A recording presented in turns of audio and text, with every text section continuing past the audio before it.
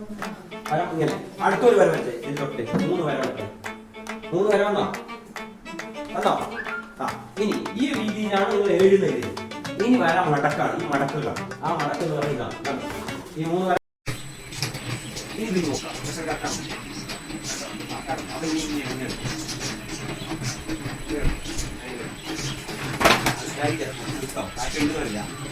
super okay